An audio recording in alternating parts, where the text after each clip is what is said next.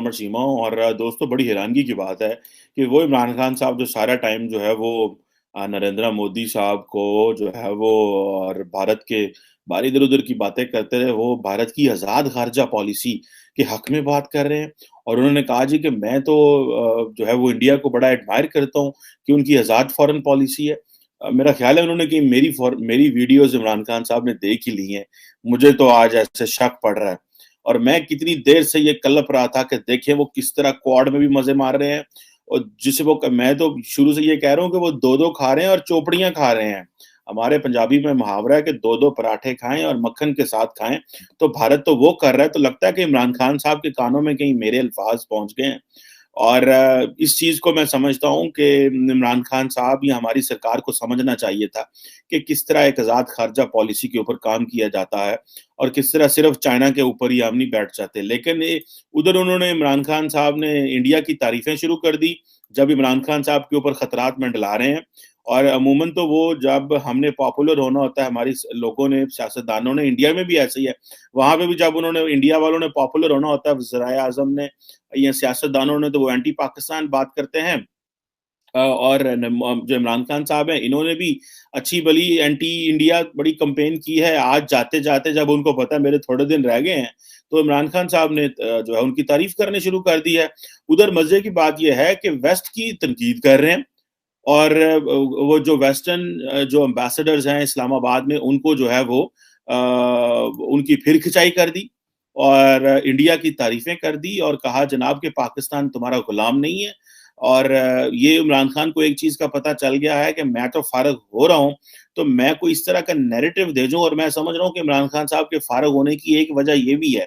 کہ عمران خان صاحب نے یہ جو مغرب سے اور ویسٹ سے جسے کہتے ہیں نا، ہمارے ایک زبان میں کہتے ہیں پنگا لے لیا۔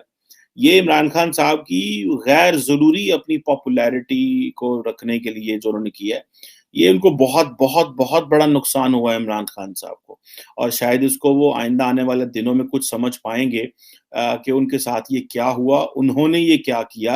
اور اس کا جو ہے وہ پاکستان کو کیا خمیازہ بھگتنا پڑے گا۔ اب عمران خان صاحب نے ایک جلسے میں کھڑے ہو کے وہاں پہ نعرے مار دیے جناب، اور کہا جناب کہ یہ تو ہم تو دیکھو کتنا مجبور ہیں اور انڈیا جو ہے وہ کتنا آزاد ہے، اور ادھر سے آپ کو پتہ آئی ایم ایف جو کہ پاکستان کو ہر روز جو ہے وہ دباتا ہے اور کہتا ہے کہ ہمیں بتاؤ ہم ہماری سوورینٹی کی جو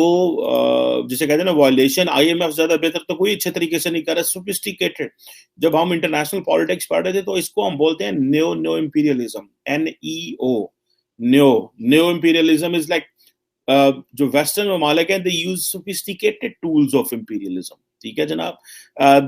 وہ جو نئی امپیریلزم ہے that is not go for the boots on the ground, that is to go کہ آپ جو ہے وہ اپنی جو انسٹیٹیوشنز کے ذریعے، ملٹری کے ذریعے، فائنینشیل انسٹیٹیوشنز کے ذریعے آپ پینیٹریٹ کرتے ہیں اندر کسی ملک کے، اور پھر ان کو you make them to take decisions جو کہ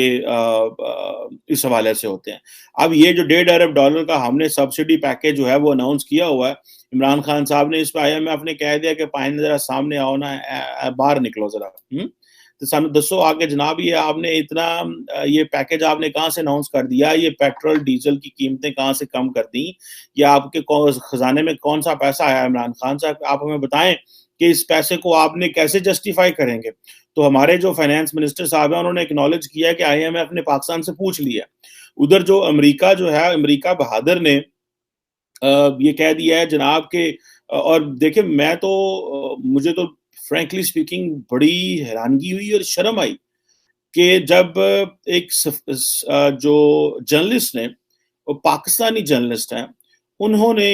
یہ کہا، وائٹ ہاؤس کی جو میڈیا پرسن ہے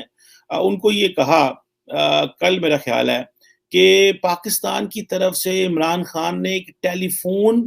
کنورسیشن ریکویسٹ کی ہوئی ہے جو بائیڈن صاحب کے ساتھ، اور انہوں نے کہا جی کہ ہمیں بتایا جائے کہ یہ کیوں کنورسیشن نہیں ہوئی اور یہ کیوں کمیونیکیشن نہیں ہوئی ڈسپائٹ دا فیکٹ پاکستان نے یہ کہا ہے۔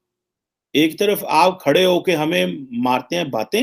اور کہتے ہیں کہ جناب قوم خوددار ہونی چاہیے، قوم غیرت مند ہونی چاہیے، تم مغرب کو گالیاں دیتے ہیں، امریکہ اور یورپ کو کہتے ہیں کہ میں تمہارا غلام ہوں، اور ادھر آپ ٹیلیفون کنورسیشن کی ریکویسٹیں ڈالتے ہیں۔